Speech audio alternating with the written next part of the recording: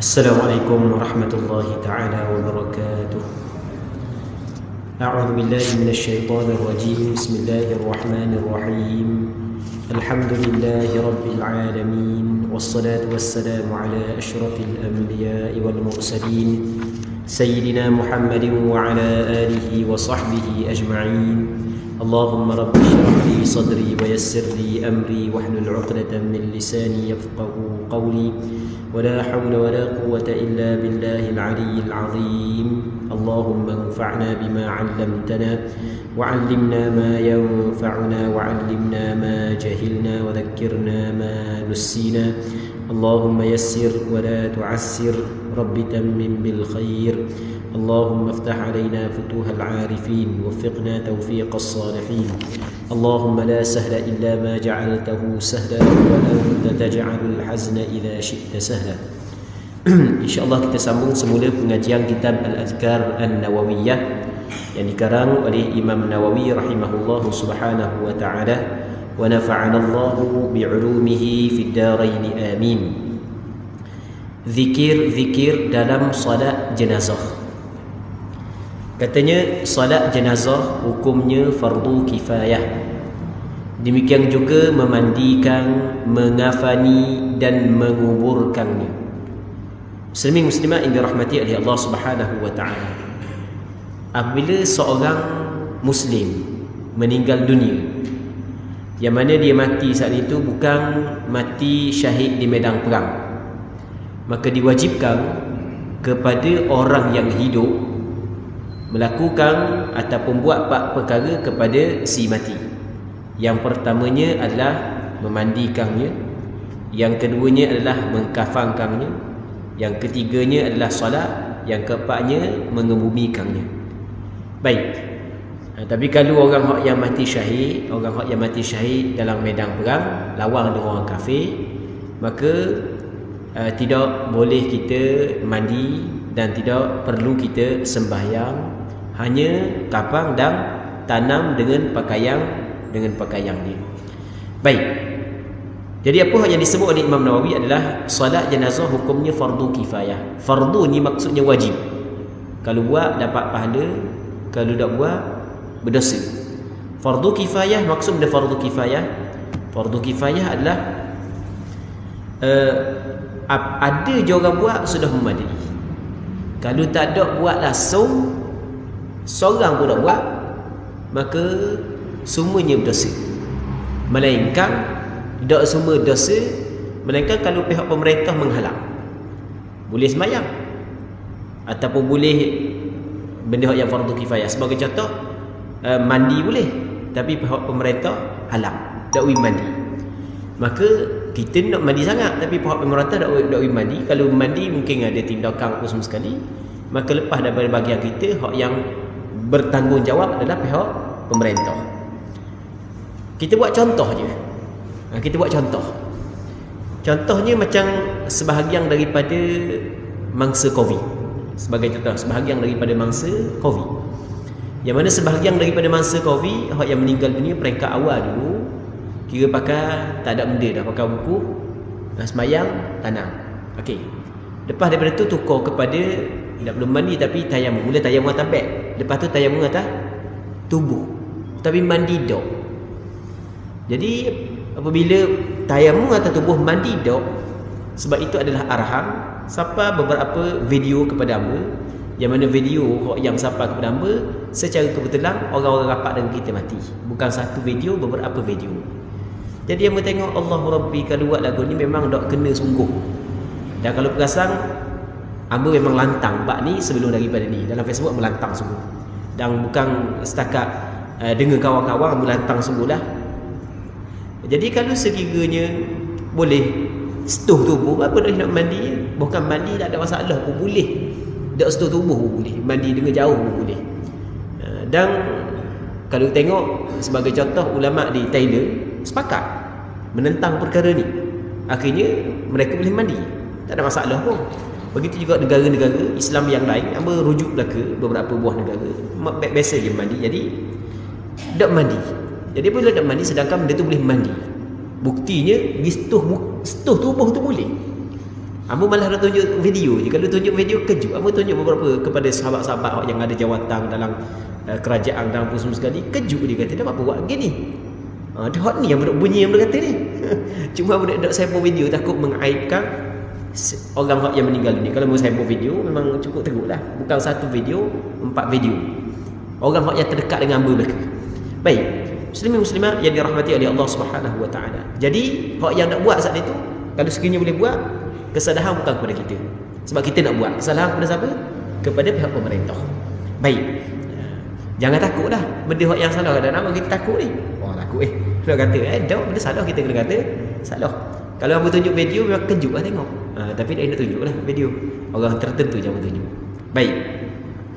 Muslimin muslimat yang dirahmati oleh Allah Subhanahu wa taala. Dan bukan setakat tu, sebahagian daripada sahabat-sahabat hamba hak yang terlibat secara direct terlibat hak yang tayammum ni, berapa kali jumpa suruh hamba bunyi. Hamba kata suruh hamba tak ada jawatan besar dalam tu, dalam kerajaan dia. Demo lah tu. Tapi dah orang suruh kita.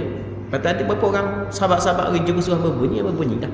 Jadi orang yang follow Facebook hamba tahulah hamba di antara orang yang lantang. Bab ni. Sebab kita tengok benda yang boleh buat tapi tidak dibuat. Jadi kesalahan tetap dikirakan kesalahan. Cuma oleh kerana kita dihalang, maka kita tidak bersalah dalam bab tu. Sebab kita dihalang. Baik, pihak pemerintah yang menanggung dosa, maka dia kena bertaubat kepada Allah Subhanahu wa taala, dia kena beristighfar kepada Allah kerana dia telah meninggal perkara yang menjadi kewajipan yang diwajibkan oleh syarak. Baik, muslimin muslimat yang dirahmati oleh Allah Subhanahu wa taala. Seterusnya katanya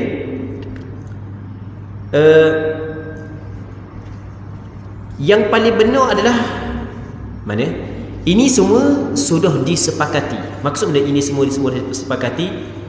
Fardu kifayah mandi, fardu kifayah kapang, fardu kifayah semayang, fardu kifayah kebumikan. Hak ni adalah pandangan yang disepakati ijma' ulama tanpa ada khilaf. Ijma' ulama mengatakan ia adalah diwajibkan. Kewajipan solat ini gugur menurut 4 pendapat. Yang paling mana kewajipan solat ini gugur menurut 4 pendapat. Yang paling benar adalah pendapat para sejawat kami bahawa kewajipan solat gugur apabila sudah ada. Gini. Kewajipan solat gugur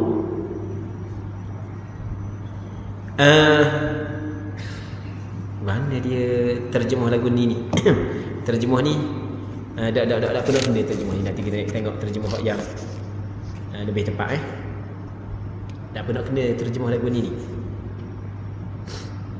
sekejap, agak-agak jumpa. Okey,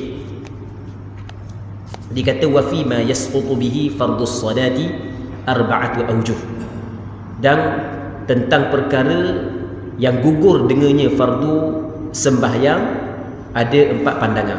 Maksudnya ada 4 pandangan qada mana apabila kita buat gugur kewajipan solat tersebut. Jadi kita tengok benda yang dia tulis sini. Kewajipan solat itu gugur menurut 4 pendapat. Yang paling benar dah sempurna terjemah. Dia nak cerita gini. Dia nak cerita di sana berlaku perselisihan pandangan. Okey, sepakat ulama mengatakan sembahyang ke atas jenazah diwajibkan. Fardu kifayah tu berlaku kesepakatan tanpa ada khilaf. Baik. Okey, itu jelas. Cuma kadar berapa orang perlu kena semayang atas jenazah tu barulah gugur kewajipan semayang. Okey, boleh faham kan? Saat ni fardu kifayah. Asal ada orang buat, maka sudah memadai. Berapa orang kena buat baru gugur kewajipan? Di sini ada 4 pandangan. Pandangan yang pertama, seorang buat sudah memadai. Pandangan yang kedua, mesti kena 2 orang. Pandangan yang ketiga, mesti kena 3 orang. Pandangan yang keempat, mesti kena 4 orang. Dan masing-masing ada sandarannya. Okey, kita tengok. Baik. Yang paling benar, ini pandangan yang paling benar adalah pendapat para sejawat kami. Dia terjemah para sejawat kami ni maksudnya ulama mazhab Imam Syafi'i, bahawa kewajipan solat gugur apabila sudah ada orang yang bersolat kepadanya. Jadi kewajipan solat gugur apabila ada atau orang yang bersolat. Ni terjemah tak kena. Hak yang dalam hak Arab, asahhuha inda aktsari ashabina yasqutu bi salati rajulin wahid. Pandangan hak yang paling betul di sisi kebanyakan ulama mazhab Imam Syafi'i, majoriti ulama mazhab Imam Syafi'i berpandangan, ni pandangan hak yang paling betul adalah gugur tuntutan solat di atas jenazah dengan dilakukan rajulin wahid, dengan dilakukan oleh seorang lelaki. Terjemahan tu banyak, perlu diperbaiki. Baik. Jadi seorang sembahyang, seorang lelaki sembahyang gugur dah. Jadi dalam kampung tu ramai orang kampung tu, Allah kampung padak pun benda. Tapi masa mati tu orang pakat kerja belaka, dah ambil cuti belaka sebab parak dah bahar cuti gaya kau ni. Contoh, dah ambil cuti belaka. Sudah.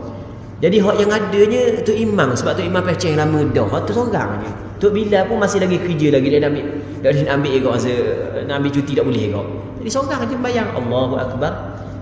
Lepas tu seorang tu pergi kubur apa sekali. Tu kita kata mungkin mustahil pada adab. Seorang buat bagi kubur. Baik, nak buat mana pikul tak atas butu belakang tu kan ni. Jadi ni kita buat contoh saja. Ada seorang tu je sembahyang, orang lain tak sembahyang pun. Okey, gugur dah mengikut pandangan kebanyakan ulama mazhab Imam Syafi'i. Baik, kerana konsep fardu kifayah begitu. Fardu kifayah apabila ada je orang buat sudah memadai. Baik, itu pandangan yang pertama. Pandangan yang kedua, mesti pendapat yang kedua mesti dua orang. Sebab Rasul kata kan, sallu ala man qala la ilaha illallah, atau kama qala. Rasul kata hendaklah kamu sembahyang. Dalam bahasa Arab sallu ni dia panggil khitab, dihadapkan kepada ramai. Hendaklah kamu sembahyang ke atas mereka hak yang Islam. Apabila orang Islam meninggal dunia mudah sembahyang. Begitulah maksud hadis Nabi sallallahu alaihi wasallam. Maka dalam bahasa Arab perkataan sallu ni dia panggil khitab kepada ramai. Di sana ada pandangan sebagian ulama sekurang-kurang jamak adalah dua. Ada juga sekurang-kurang jamak ada dua. Jadi mesti kena dua orang. Sebagian kata tak, biasanya penggunaan sekurang-kurang jamak adalah tiga. Jadi mesti kena tiga orang. Dia faham perkataan sallu, Rasul suruh ramai. Jadi nak apabila Rasul kata sallu ramai, mu kena pakat sembahyang. Jadi seorang jadi mesti kena lebih daripada seorang. Dah lebih daripada seorang berapa? Ada setengah kata tiga, ada setengah kata dua sudah memadai. Yang ada pandangan yang berikutnya mesti kena 4 orang. Ala kulli hal, tempat kita ni tak ada orang sembahyang seorang, biasanya tak ada dah. Seorang orang sembahyang jenazah seorang je tak ada. Jadi paling komang pun 4-5 orang. Itu paling komang. Seterusnya, tata cara solat ini harus bertakbir sebanyak 4 kali. Dia takbir lain akad tangan lain. Kita jangan faham takbir ni kena akad tangan dah. Takbir suku, akad tangan suku. Dia hak yang diwajibkan bertakbir. Akad tangan tu hukum sunat. Kita jangan faham kalau misalnya ada akad tangan tak jadi takbir dah. Takbir tu ucapan Allahu Akbar. Manakala akad tangan hukum dia sunat. Kalau ada akad tangan pun tak ada masalah. Maksud tak ada masalah, sembahyang tetap sah kerana akad tangan hukum dia adalah sunat. Okey, takbir 4 kali mana? Allahu Akbar, Allahu Akbar, Allahu Akbar, Allahu Akbar. Itu maksud takbir 4 kali. Katanya tapi 4 kali ni sekali dengan takbiratul ihram 4 kali sekali dengan takbiratul ihram. Tidak sama dengan sembahyang raya. Sembahyang raya rakaat pertama sunat kita takbir sebanyak 7 kali. Tapi 7 kali itu selain daripada takbiratul ihram. Hak ni 4 kali sekali dengan takbiratul ihram. Takbiratul ihram hak pertama, 2, 3, 4. Baik. Apabila satu takbir tidak dilakukan, maka solatnya batal, sengeleng. 3 takbir sebab tengok orang 4 takbir puas dah, 4 takbir buat 3 pula. Hai tak boleh gitu.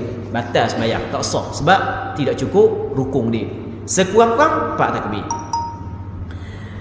Baik. Katanya apabila ditambah satu takbir, saat ni 4 takbir. Kalau tambah buat 5 takbir, maka menurut para sejawat kami, para sejawat ni maksudnya ulama mazhab Imam Syafi'i, ada 2 pendapat yang paling benar. Ada 2 pendapat. Jadi kalau dia buat 5 takbir dengan sengaja. Kalau tak sengaja tu lain. Ni sengaja dengan takbir yang kelima, faham pun tak se lagi. Baik. Maka ada dua pendapat. Yang paling benar, pandangan yang paling betul adalah solatnya tidak batal. Solatnya tidak batal. Sebab mana solat tidak batal? Kalau kita kaji tentang hadis-hadis yang menceritakan tentang solat jenazah yang pernah dilakukan oleh Rasulullah, ternyata ada hadis yang menyebut Rasulullah takbir 4 kali, ada hadis Rasulullah takbir 5 kali, dan ada sebahagian daripada sahabat orang tertentu dia sembahyang takbir 4 kali, orang yang tertentu dia takbir 5 kali. Ada sebahagian sahabat tak silap ingat, Sayyidina Ali tak silap ingat, ketika ada seorang sahabat meninggal dunia, lupa lebih tepat, biasa 4 kali. Oleh kerana orang yang mati saat itu adalah orang lebih sikit, 5 kali, lebih kurang gitulah. Cuma melupa siapa sahabat tersebut. Cuma ketika ulama melihat ada hadis 4 kali, ada hadis 5 kali, dan ada juga riwayat mengatakan 6 kali, maka ulama tengok yang last sekali, yang banyak dilakukan oleh Rasul, berapa last sekali? Ternyata last sekali adalah 4 kali. Maka kita dapati boleh dikatakan hampir berlaku kesepakatan dalam mazhab Imam Syafi'i, ataupun boleh kita kata berlaku kesepakatan dalam mazhab Imam Syafi'i, takbir sembahyang jenazah sebanyak 4 kali je. Baik. Dan kalau ditambah 5 kali sengaja, kalau tak sengaja tu jelas hukum. Kalau tambah 5 kali dengan sengaja, ada dua pandangan. Pandangan yang betul tidak membatalkan solat. Kerana apa? Kerana ada hadis yang menyatakan Rasulullah pernah bertakbir sebanyak 5 kali. Baik, sebab tu tak batal. Okey, ketika tu imam takbir 5 kali, bagaimana kedudukan kita sebagai makmum? Okey, nanti dia nak cerita. Walaupun menjadi makmum dan imamnya bertakbir untuk kali kelima, tu imam takbir kali kelima, kita makmum tetap kita kena takbir sebanyak 4 kali.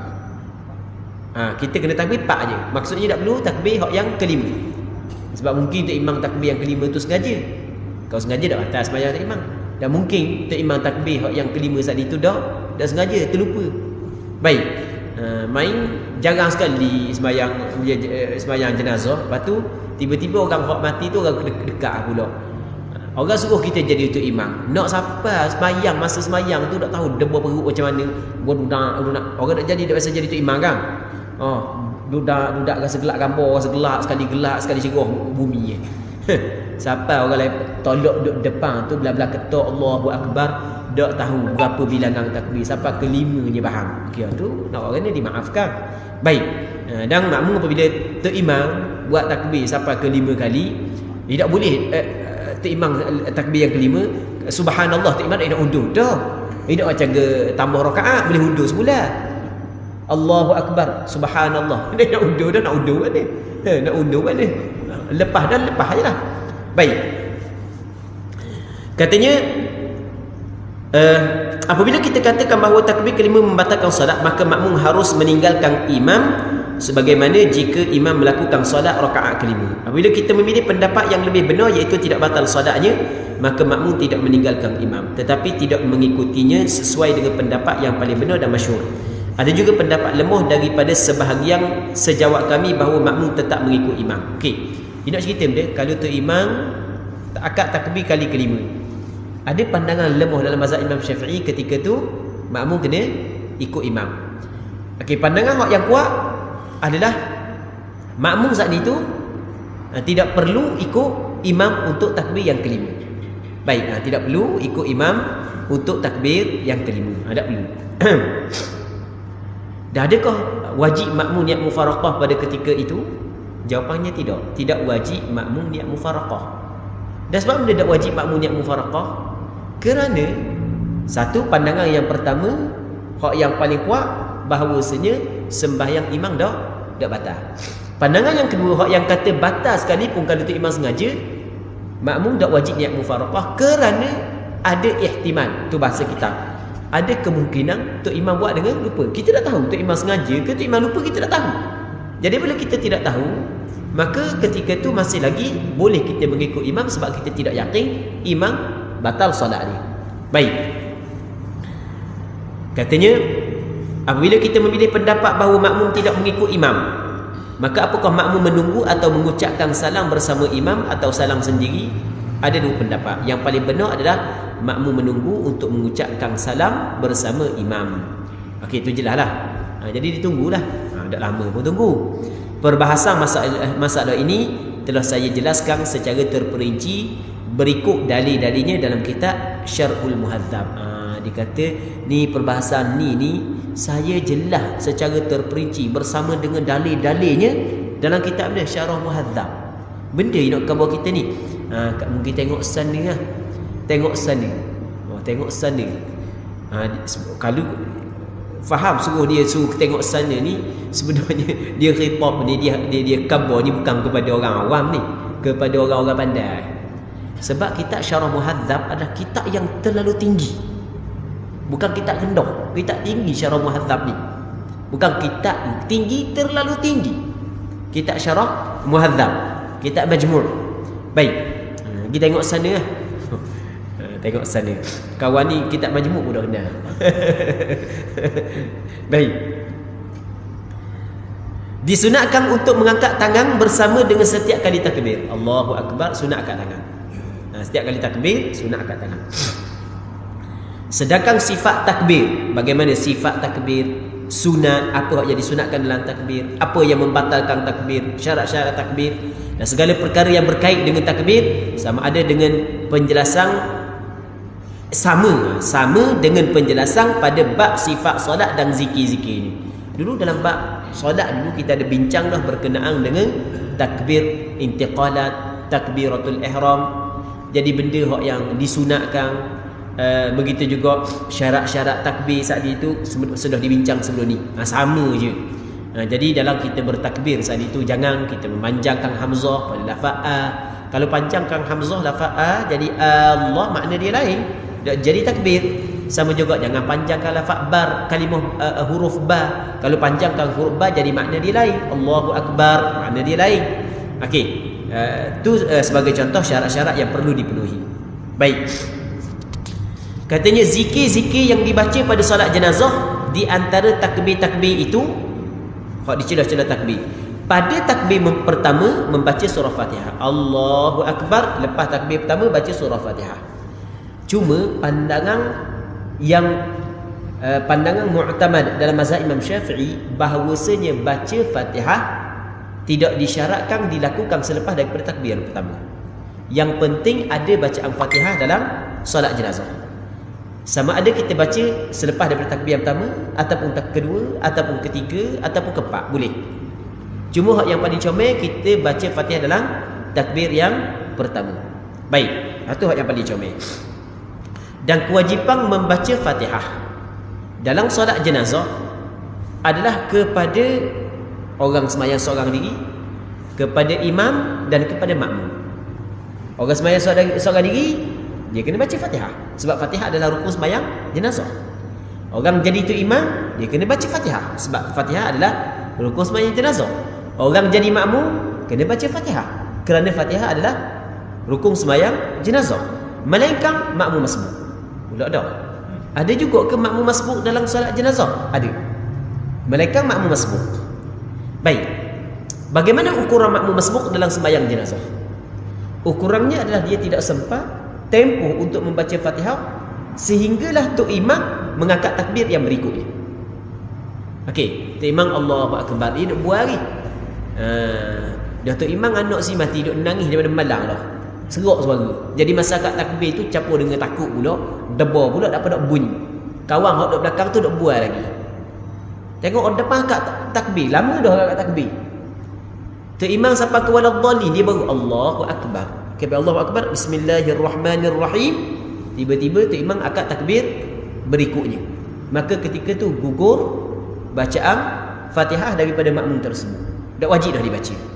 Sebab dia adalah makmum masbuk pada ketika itu. Baik. Seterusnya mana lagi kata dia lagi?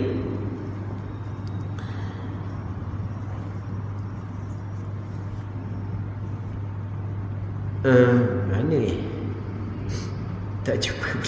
Disunatkan untuk mengangkat tangan. Okey, kita baca dah. Okey, katanya setelah takbir kedua membaca selawat kepada Nabi sallallahu alaihi wasallam. Takbir yang kedua kena baca selawat. Okey, selawat mesti kena diletakkan selepas daripada takbir yang kedua. Allahu akbar, selawat kepada Rasulullah. Baik. Dah sekurang-kurang selawat, macam mana sekurang-kurang selawat? Allahumma salli ala Muhammad sudah mencukupi. Dan hak yang paling comel kita baca selawat Ibrahimiyah. Sebagaimana selawat hak panjang dalam tasyahud akhir hak yang kita baca. Allahumma salli ala Muhammad wa ala ali Muhammad kama sallaita ala Ibrahim. Sebenarnya selawat Ibrahimiyah ni dia ada beberapa lafaz. Cuma tak payahlah pakai lafaz lain-lain takut jadi payah nak ingat pula. Baca hak yang biasa kita bacalah. Jadi sebenarnya ada beberapa lafaz, beberapa riwayat dan selawat Ibrahimiyah ni yang biasa kita baca. Allahumma salli ala Muhammad wa ala ali Muhammad kama sallaita ala Ibrahim wa ala ali Ibrahim wa barik ala Muhammad wa ala ali Muhammad kama barakta ala Ibrahim wa ala ali Ibrahim fil alamin innaka Hamidum Majid. Dia ada benda lafaz-lafaz yang sedikit berbeza. Baik. Lafaz-lafaz lain hak yang sedikit berbeza dengan hak yang kita baca saat ni. Itu hak yang paling afdal lah. Kita baca selawat Ibrahimiyah. Kalau tak mau baca selawat Ibrahimiyah pun cukup kita baca Allahumma salli ala Muhammad selepas daripada takbir yang kedua. Seterusnya, setelah takbir ketiga berdoa untuk jenazah. Doa untuk jenazah. Doa kira doa benda yang penting, doa untuk jenazah. Doa Allah Taala bagi keampunan. Doa agar Allah Subhanahu Wa Taala merahmati dia. Doa semoga Allah Subhanahu Wa Taala mengasihani dia. Doa agar Allah Subhanahu Wa Taala memasukkan dia ke dalam syurga. Boleh. Doa benda kita kata doa yang paling pendek sekali, Allahumma ighfir lahu. Kita tak baca Allahumma ighfir lahu, kita baca Allahumma ighfir lah. Ya Allah berilah keampunan untuk dia. Cukup dah. Baik. Hak tu je kita pandai. Ingat, hak lain tak ingat. Tak akan nak mengapa dah ingat. Tua-tua ni tak apa nak ingat sebab baru isah. Tua ni baru isah, jadi nak belajar juga semayang-mayang ni. Sebelum orang mayang-mayang kita ni. Jadi mengapa panjang-panjang tak apa ingat. Hak tu ingat Allahumma ighfir lahu. Boleh. Kalau hak puang laha. Allahumma ighfir laha. Situ je. Ataupun kita baca doa lain berapa? Benda kita biasa dengar rahimahullah. Boleh juga. Rahimahullah. Rahimahullah. Gitu je. Semoga Allah Taala merahmati dia. Kalau perempuan rahimahallah. Boleh. Allahumma rahamha, Allahumma rahamhu. Baik. Seterusnya setelah takbir yang ketiga berdoa untuk jenazah. Dan yang wajib apabila termasuk dalam kategori dan yang wajib apabila termasuk dalam kategori doa.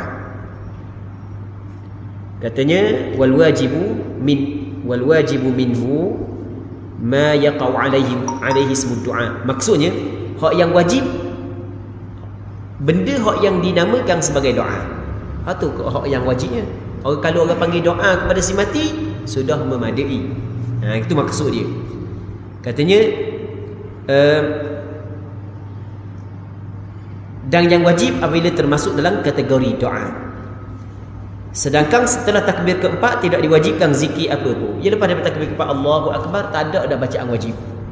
Cuma ada bacaan sunat menurut pandangan sebahagian ulama. Menurut pandangan sebahagian ulama lepas takbir keempat masih lagi ada bacaan sunat. Bacaan wajib tak ada lah. Jadi lepas takbir Allahu Akbar, Assalamualaikum warahmatullahi boleh dah. Baik. Kalau perasan kalau pergi Mekah kan, kita kan baca Allahumma la tahrimna ajrahu kan. Dia dah baca dah. Kadang-kadang kita memang tak ada nak habis kita baca Allahumma la tahrimna ajrahu, dia bagi salam. Kita panjang pula. Orang bagi salam, lepas dia bagi salam dia pun tak ada doa dah tempat dia. Lepas tu dia akad jenazah. Kita dah ada jenazah mana dah, kita dah habis lagi. Kita dah habis lagi. Baik. Jadi sebab lepas daripada takbir yang keempat dia tidak ada bacaan yang wajib. Baik. Katanya lagi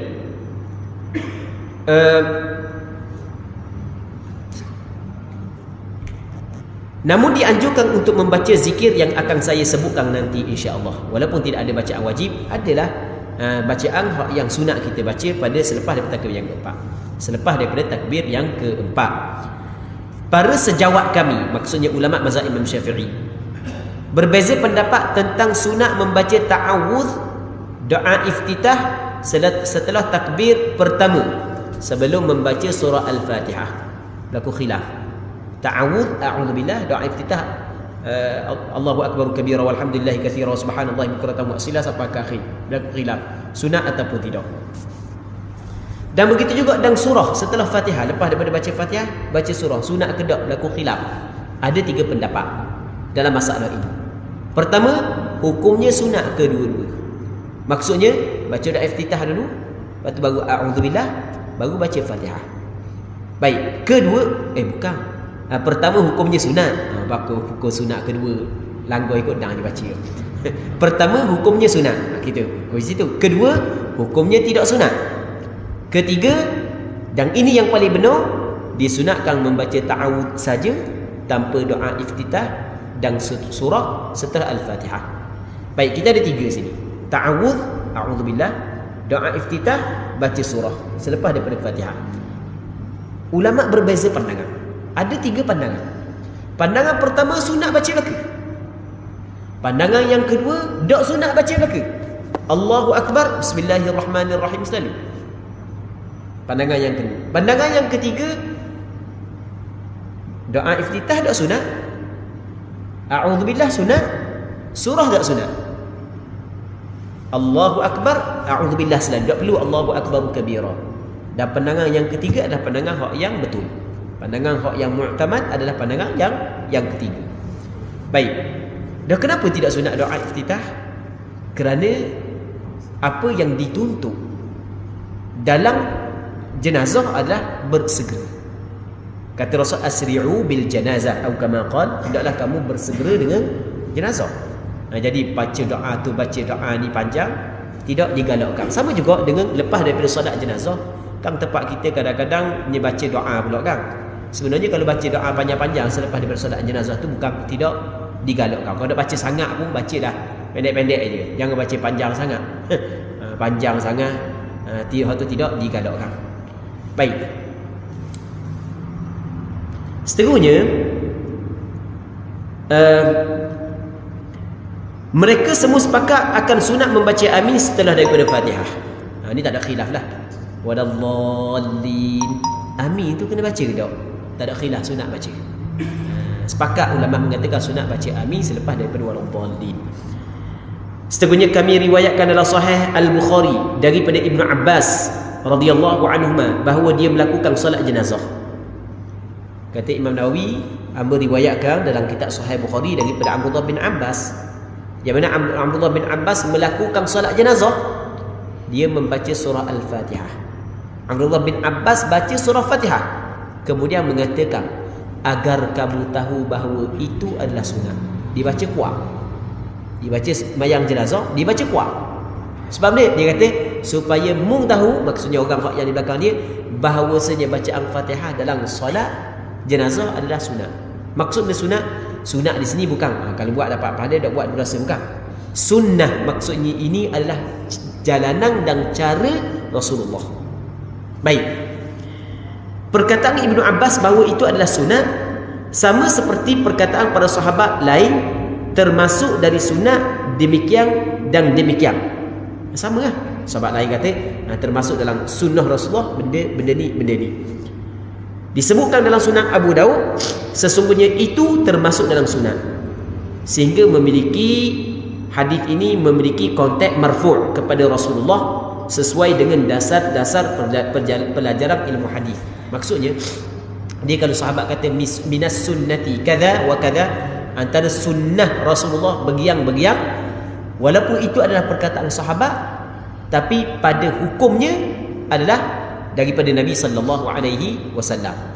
Di antara perkara yang dibincang oleh ulama dalam perbincangan hadis ini datang daripada siapa? Mungkin perkataan Rasulullah, mungkin perbuatan Rasulullah, mungkin pengakuan daripada Rasulullah, pengiktirafan daripada Rasulullah. Kalau perkataan Rasulullah, perbuatan Rasulullah, pengiktirafan daripada Rasulullah, nama dia hadis marfu'.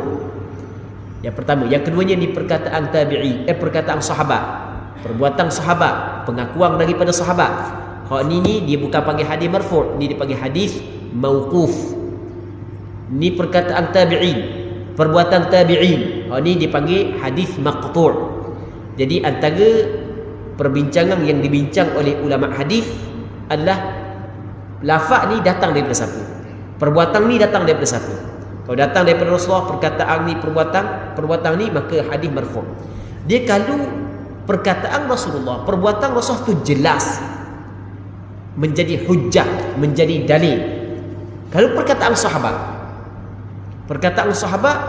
kalau sekiranya sahabat lain menyalahi, maka tidak boleh dijadikan hujjah. Sebab perkataan sahabat lain menyalahi. Kita kata hak ni kita kena pakai, dah hak ni bukan sahabat juga, dan nak pakai mana? Bertentangan. Dia perkataan sahabat boleh dijadikan hujjah sekiranya sahabat sepakat, ijma'. Okey, boleh dijadikan hujjah kerana antara sandaran dalil kita adalah ijma'. Ijma' ulama termasuklah ijma' para sahabat. Baik. Jadi kadang-kadang perkataan tu pada zahirnya perkataan sahabat, tapi pada hukumnya adalah datang daripada Rasulullah. Sebagai contoh, apabila sahabat sebut minas sunnati kadza, antara sunnahnya begiang-begiang, maka dia mengambil hukum datang daripada Rasulullah. Sama juga Abdullah bin Abbas sembahyang jenazah, dia baca Fatihah kuat sampai kau ke belakang dengar. Dia kata kuat lagu ni adalah kerana dia nak menyatakan kepada kamu ini adalah sunnah. Sunnah siapa? Sunnah Rasulullah. Jadi bermakna hak yang dia buat saat itu adalah pada hukumnya datang daripada Nabi sallallahu alaihi wasallam. Sebab itulah ulama fiqh menjadikan perkataan Abdullah bin Abbas ini sebagai dalil bahawasanya antara rukun sembahyang jenazah adalah membaca Fatihah. Baik. Seterusnya, para rakan kami, yakni ulama mazhab Imam Syafi'i mengatakan disunatkan membacanya dengan suara perlahan tanpa kekeraskan. Begitu kan dia aja gitu. Tanpa menyaringkan suara.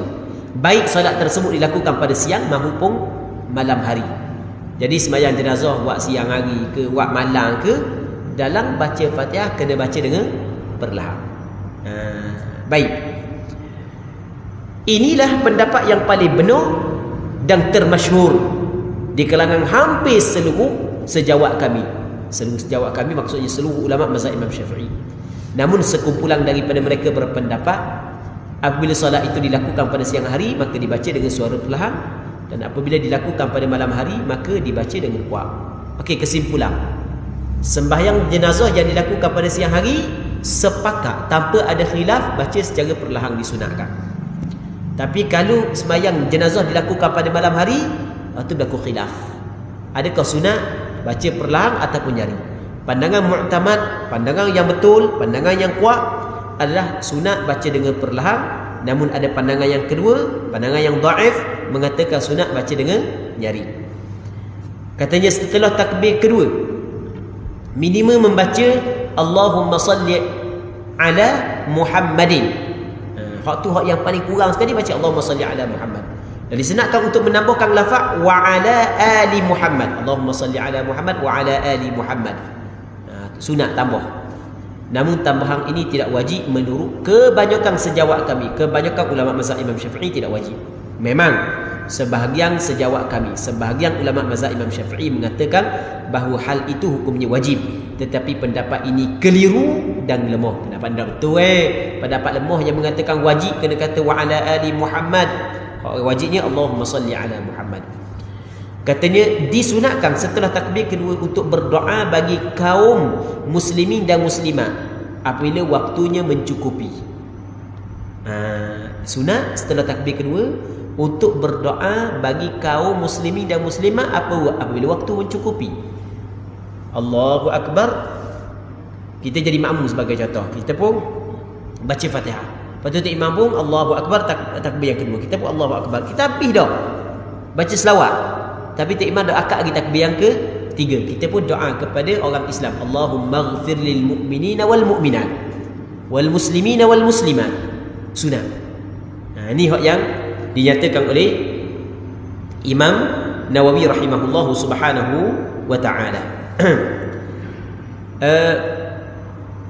Hak yang kata sunat berdoa untuk orang Islam, orang beriman, laki-laki dan perempuan setelah daripada takbir yang kedua, kalau masih lagi ada waktu, perkara ini ditegaskan oleh Imam Syafi'i rahimahullahu subhanahu wa ta'ala, dan ulama mazhab Imam Syafi'i bersepakat dan disepakati oleh para sejawat kami, yakni ulama mazhab Imam Syafi'i. Jadi perkara ini disebut oleh Imam Syafi'i, dan sahabat mazhab Imam Syafi'i ataupun ulama mazhab Imam Syafi'i sepakat dalam hukum ini. Baik, jelas ha? Kita buat contoh lagu mana? Allahu Akbar. Okey, kita membaca Fatihah. Allahu Akbar, selawat kepada Rasulullah. Penghujung selawat kita baca benda Allahumma ighfir lil mu'minina wal mu'minat. Ni apa yang disebut oleh siapa? Oleh Imam Syafi'i. Baik. Seterusnya,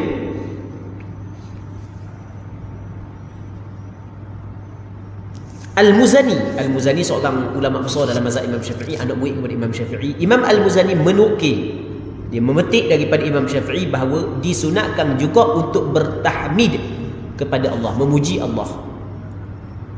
Kata Imam Al-Muzani, dia memetik daripada Imam Syafi'i. Dia kata, aku ambil daripada Imam Syafi'i bahawa Imam Syafi'i mensunatkan memuji Allah Subhanahu wa ta'ala setelah daripada takbir yang kedua. Katanya, dan pendapat ini disepakati oleh sekumpulan ulama dari sejawat kami. Bukan disepakati, maksudnya pandangan ini disokong oleh sekumpulan ulama daripada mazhab Imam Syafi'i, sementara kebanyakan mengingkari. Memuji alhamdulillah, baca alhamdulillah dulu, alhamdulillah, baru Allahumma salli ala Muhammad, berlaku khilaf. Sekumpulan ulama mazhab Imam Syafi'i mengatakan sunat baca alhamdulillah. Sebahagian yang lain mengatakan tak sunat baca alhamdulillah sebelum daripada selawat kepada Nabi sallallahu alaihi wasallam. Baik. Seterusnya, apabila kita memilih pendapat tentang sunat hal yang demikian, kalau kita memilih pendapat yang mengatakan sunat memuji, maka dimulakan dengan membaca tahmid, kemudian selawat ke atas Nabi, lalu diikuti dengan membaca doa bagi segenap kaum mukminin dan mukminat. Jadi kita ulang sekali lagi, lepas daripada takbir yang kedua, hak yang diwajibkan selawat. Sukan kau selawat Allahumma salli ala Muhammad. Hak comelnya tambah sikit wa ala ali Muhammad. Hak comel lagi selawat Ibrahimiyah. Okey, selesai. Ada lagi hak yang disunatkan selepas daripada takbir yang kedua? Jawapannya ada. Kalau ada waktu, masih lagi ada waktu, sunat kita berdoa untuk orang beriman laki-laki dan perempuan. Baik. Okey, hak tu jelas. Hak tu ditegaskan oleh Imam Syafi'i sendiri dan disepakati oleh ulama mazhab Imam Syafi'i. Mungkin amba tak tahu diamalkan tak oleh orang sini.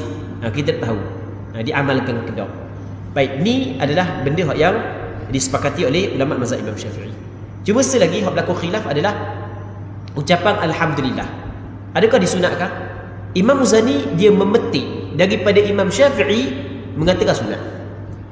Dan pandangan ini juga disokong oleh sekumpulan ulama mazhab Imam Syafi'i. Namun majoriti ulama mazhab Imam Syafi'i menafikan perkara ini. Dia kata tak sunat. Maksudnya apa hak yang dipetik daripada Imam Syafi'i saat itu adalah bukan hak yang sahih. Baik. Muslimin muslimat yang dirahmati oleh Allah Subhanahu wa taala. Baik. Sebaik-baiknya atas pandangan majoriti ulama, tidak perlu kita buat penambahan alhamdulillah sebelum daripada selawat.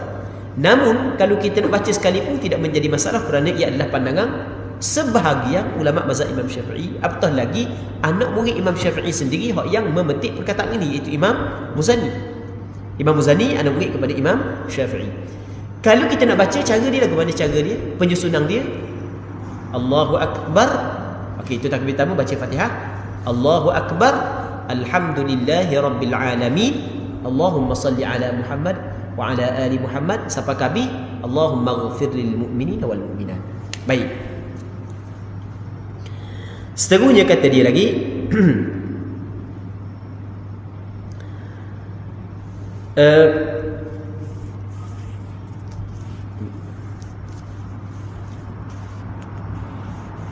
apabila urutan ini tidak dilakukan, maka hukumnya boleh saja, walaupun bererti telah meninggalkan yang lebih baik. Jadi dia baca selawat dulu, lepas tu baca alhamdulillah, baru doa ataupun baca doa dulu, dah ikut turutang tadi kan, tak ada masalah. Cuma hak tu hak bukanlah hak yang paling baik. Hak paling baik kena ikut turutang tadi. Hadis-hadis tentang bacaan selawat Nabi sallallahu alaihi wasallam kami riwayatkan dalam Sunan Al-Baihaqi. Dalam kitab ini saya hanya ingin menjelaskannya secara ringkas. Perbahasan secara terperinci dijelaskan dalam kitab fiqh. Di antaranya telah saya lakukan dalam kitab Syarhu Al-Muhadzab. Tadi dicerita dah. Dalam kitab Syarhu Al-Muhadzab aku cerita panjang lebar bab ni. Berkenaan dengan dalil dituntut baca selawat kepada Rasulullah. Lepas tu ada hadis yang kami riwayatkan dalam kitab hadis yang dikenali sebagai Sunan karangan Imam Baihaqi. Katanya setelah takbir ketiga wajib berdoa untuk jenazah. Minimum sekurang-kurangnya ialah kata-kata yang termasuk dalam kategori doa. Contoh seperti semoga Allah Taala merahmatinya, rahimahullah, Allahumma arhamha, Allahumma arhamhu, atau semoga Allah Subhanahu wa taala mengampuninya, ghafarallahu laha, Allahumma ighfir lahu, Allahumma ighfir laha, atau ya Allah ampunilah dia, atau sayangilah dia, atau perlakukanlah dia dengan lemah lembut, Allahumma altuf bih, Allahumma altuf biha, boleh dan sebagainya. Yang penting doa khusus untuk si mati. Bagaimana doa? Itu tak ada masalah. Cuma sebaik-baiknya kita baca doa yang warid daripada Nabi sallallahu alaihi wasallam. Dan doa yang warid daripada Rasul sebenarnya banyak. Antaranya adalah, sedangkan sunat ada beberapa keterangan hadis dan asar. Di antara yang paling sahih dari hadis-hadis tersebut adalah kami riwayatkan dalam Sahih Muslim daripada Auf bin Malik radhiyallahu taala anhu, dia berkata Rasulullah melakukan salat jenazah, doa yang aku hafal daripada baginda adalah Allahumma ighfir lahu warhamhu wa'afihi wa'fu anhu wa akrim nuzulah wa wasi' mudkhalah. Wa wasi' mudkhalah dia boleh baca dulu. Wa wasi' mudkhalah boleh baca, wa wasi' madkhalah boleh baca. Dia boleh baca dulu. Waghsilhu bil ma'i wath thalji wal barad wa naqqihi min al khataaya kama yunqqa ath-thawb al abyad min ad-danas wa abdilhu daran khayran min darihi wa ahlan khayran min ahlihi wa zawjan khayran min zawjihi wa adkhilhu al jannah wa a'idhu min 'adzabil qabri wa min 'adzabil nar. Artinya, ya Allah ampunilah dia.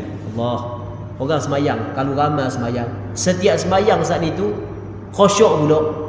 Khusyuk semayang, maksud dia khusyuk, dia memahami apa yang dia baca.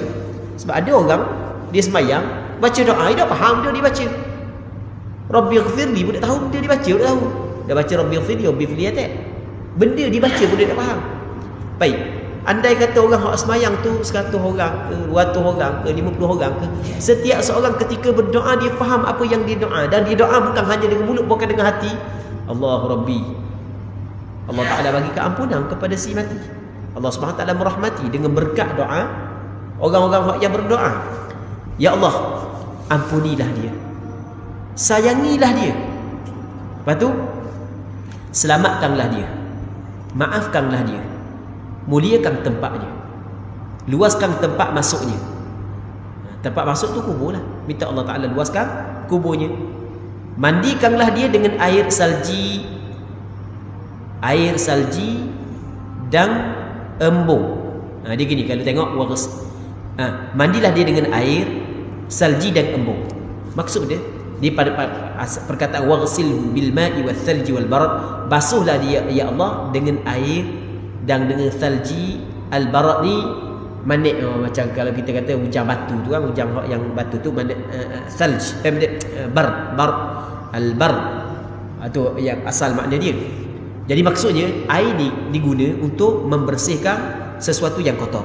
Jadi minta Allah Subhanahu Wa Taala membersihkan dia daripada kekotoran dosa, kekotoran maksiat, sebagaimana dibersihkan baju daripada kekotoran yang ada pada baju dengan air dan dengan salji yang dicairkan, dengan air batu yang turun daripada langit. Kat tempat kita jarang berlaku kan. Tempat kita yang orang panggil hujan manik ke panggil benda, hujan batu tu kan. Baik, tu makna barad. Jadi minta Allah Subhanahu Wa Taala membersihkan dia daripada kekotoran dosa dengan pengampunan daripada Allah, dengan kemaafan daripada Allah, sebagaimana dibersihkan baju daripada kekotoran dengan air-air tersebut. Seterusnya, bersihkanlah dia bersihkanlah dia sebagaimana baju putih bersih. Bersihkanlah dia daripada segala kesalahan sebagaimana dibersihkan baju putih daripada kekotoran. Itu pada asalnya wanaqihi, bersihkanlah si mati ini minal khataya, daripada kesalahan, kama yunaqqath thawbul abyad minad danas, sebagaimana dibersihkan kain yang putih daripada kekotoran. Bersih, tak ada sedikit pun kekotoran. Itu maksud dia. Seterusnya, gantilah baginya rumah yang lebih baik daripada rumahnya. Kampung yang lebih baik daripada kampungnya. Kampung dia dunia. Kampung yang lebih baik adalah kampung akhirat. Maka minta Allah Ta'ala gantikan kampung dia dengan kampung yang lebih baik. Bermula daripada dalam kubur lagi. Minta Allah Ta'ala gantikan yang lebih baik. Lepas tu, keluarga yang lebih baik daripada keluarganya, dan pasangan hidup yang lebih baik daripada pasangannya. Kok mana pula ni maksud dia ni? Mai hak jadi cemburu ni sudah. Mana nak suruh tukar bini pula ni? Okey, dengar molek. Dia maksud ni, gantikanlah baginya keluarga yang lebih baik daripada keluarganya. Dia sekarang ni, dia sebenarnya ada beberapa penafsiran. Ada sebahagian ulama mengatakan ahli syurga dia ada khadam yang khidmat kepada dia. Kita masa kita duduk atas dunia, ada orang tolong, sekarang bini kita tolong hidang makanan. Ataupun kalau kita ada anak-anak, kita nak suruh anak kita, nak ada hajat-hajat kita, kita suruh anak kita, tak ambil tu, ya, ambil tu, ambil baca ayat dari Sa'okah, contoh. Dia contoh je, habis dari Sa'okah. Dia kata contoh lah kata. Baik, kan ada kan? Jadi minta daripada orang yang sekeliling. Jadi doa supaya Allah Ta'ala gantikan keluarga dia dengan keluarga yang lebih baik. Maksudnya khadam dia saat itu lebih baik daripada keluarga dia yang buat baik kepada dia. Itu yang pertama. Yang keduanya, gantilah kepada dia isteri yang lebih baik daripada isterinya. Okey, maksud dia isteri ni yang lebih baik daripada isterinya. Dia ganti di sini bukan ganti zat, tapi ganti sifat. Okey, boleh faham? Bukan ganti zat tapi ganti sifat.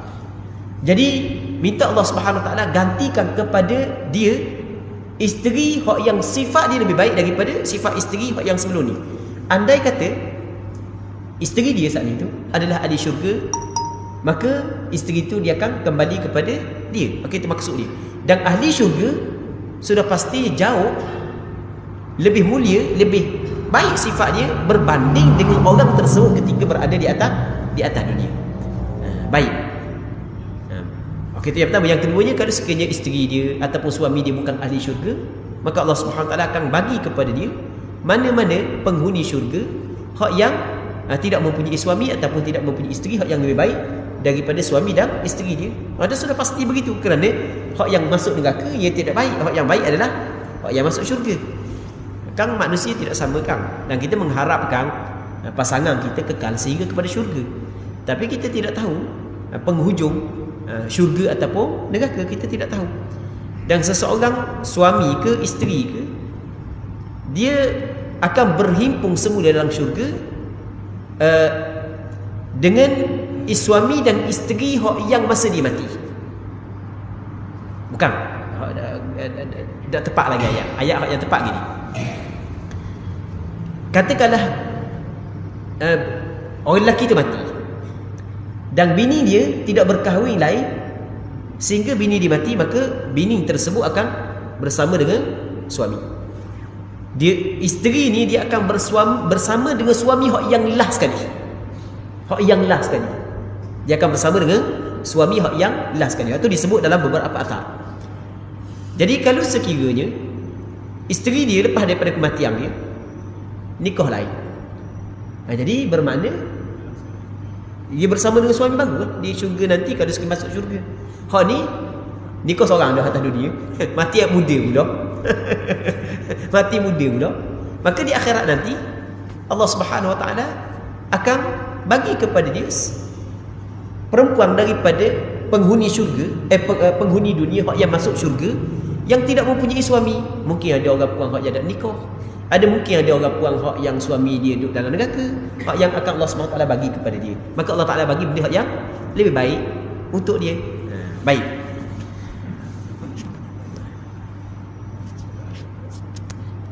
Seterusnya, keluarga yang lebih baik daripada keluarganya dan pasangan hidup yang lebih baik daripada pasangannya, masukkanlah dia ke dalam syurga dan lindungilah dia daripada seksa kubur dan daripada seksa neraka. Allah doa daripada siapa? Doa Rasulullah. Sehingga kalau sahabat yang mendengar doa ni, dia kata lagu mana? Auf bin Malik kata gua ni, aku berharap seandainya akulah yang mati tersebut. Siapa aku duk sembahyang sekali tu? Oh, harap aku jadi mayat pada apa hari tu. Doa ni panjang, sedap doa ni daripada Rasulullah pula.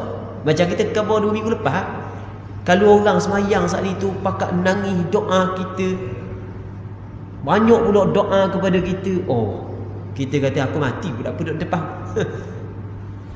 Tengok, dia mengharapkan dia yang mati. Okey, dalam riwayat Muslim disebut waqihi fitnatal qabri wa adzaban nar. Lindungilah dia daripada fitnah kubur dan seksa neraka. Jadi untuk malam ni kita berhenti sini dulu. Kita mengharapkan ada manfaatnya dan ada keberkatannya. Semoga Allah Subhanahu Wa Taala memberkati majlis ilmu yang kita adakan pada malam yang mulia ini. Allah Subhanahu Wa Taala a'la wa a'lam. Allahumma haqqiqna bittiba'i nabiyyika Muhammadin sallallahu alaihi wasallam zahiran wa batinan. اللهم إنا نسألك الإخلاص في القول والعمل. صلى الله على سيدنا محمد وعلى آله وصحبه أجمعين والحمد لله رب العالمين.